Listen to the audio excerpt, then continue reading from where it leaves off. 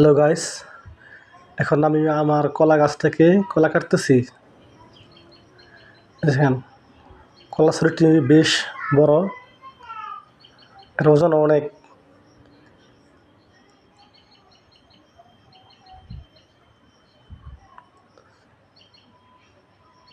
এই কলা ছড়িতে কয়েকটি কলা পাকছে। এখন বাড়িতে কলা নিয়ে আসতেছি।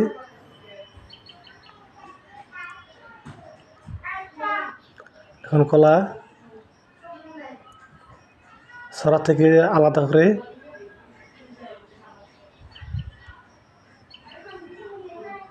কলা কাটতেছি।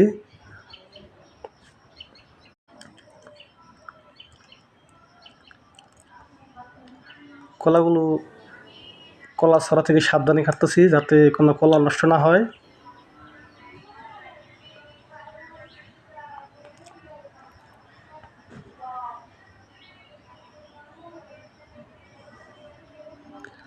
একটি কলা সুন্দরভাবে পেকেছে।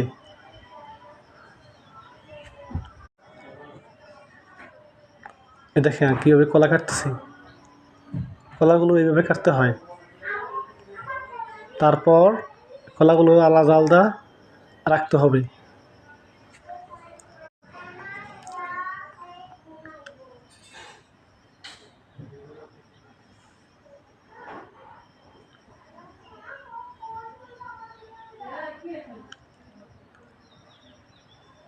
কলার ছুরিটি অনেক শক্ত, যার কারণে কলার ছুরিটি সহজে কাটতেছে না।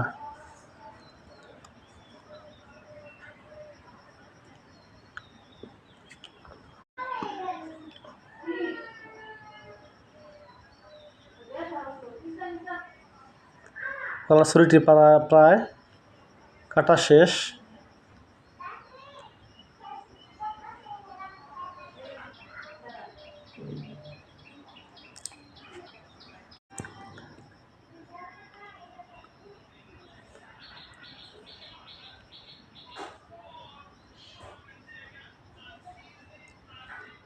এখান থেকে একটি কলা পেকে গেছে।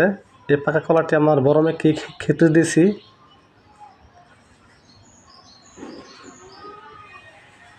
দেখুন, খুব খুশি আমার মেয়েটি, কলা পেয়ে খাওয়া শুরু করছে।